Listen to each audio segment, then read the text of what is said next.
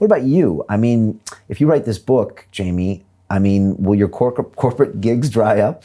Because this is a whole nother frontier. This is very disruptive. This is not Stealing Fire, come in and help us perform. I'm curious. It's a different route for you.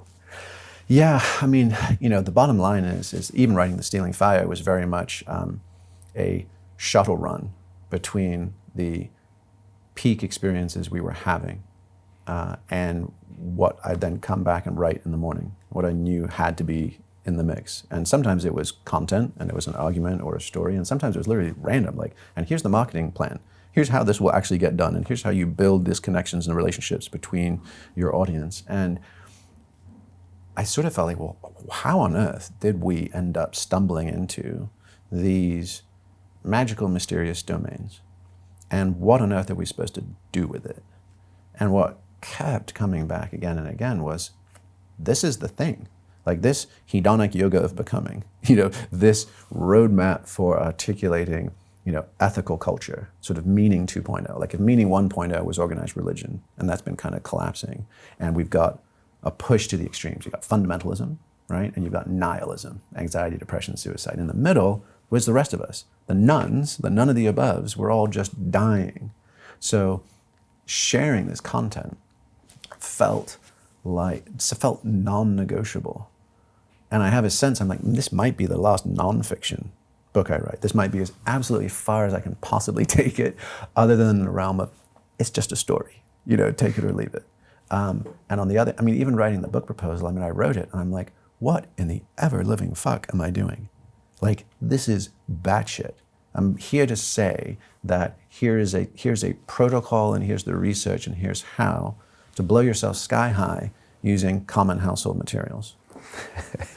And on the other hand, I can't think anarchist cookbook. Yeah, it's the instead of the anarchist cookbook, it's the alchemist cookbook.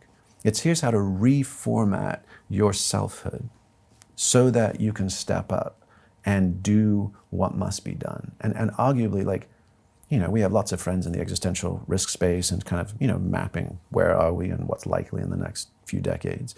And none of the linear trends pencil out.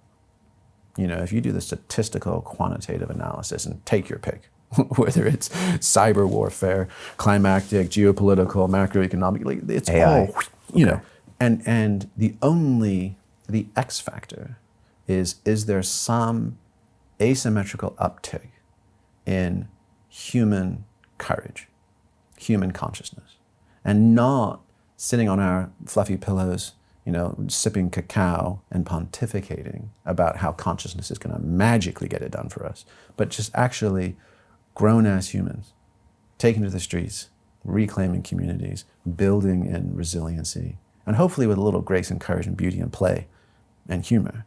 And so the combination of the stakes and the accident, just the sort of dumb luck / responsibility of having stumbled into and across some of these things, felt like I kind of just at least have to take a swing at it. And if it's the last thing I do publicly, so be it. But I don't have time to write something else before writing that. Yeah. Is really what it came down to. Yeah. You mentioned nonfiction book. Have you thought about this being a fiction work? Or maybe because it could be more effective in that sense. Maybe not. Maybe in years' time, but a great movie of this, of some future dystopia that is actually us, might resonate more.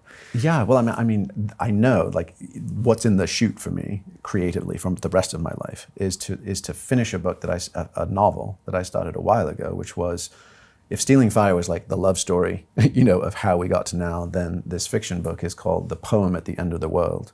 And it's actually about a 2,000-year-old bet between Yahweh and Lucifer for free will of humanity. And so there's that story to write, which will absolutely be the magical, mystical one. And then there's a kid story that we wrote for our son, which is basically sort of like a Shel Silverstein meets Dr. Seuss on acid. So basically, I think I could happily end up just going into writing Gnostically informed children's stories and have Julie, my wife, who's an artist, illustrate. So maybe write the fiction book after this and then disappear into the mountains in a cabin and just tell stories that delight.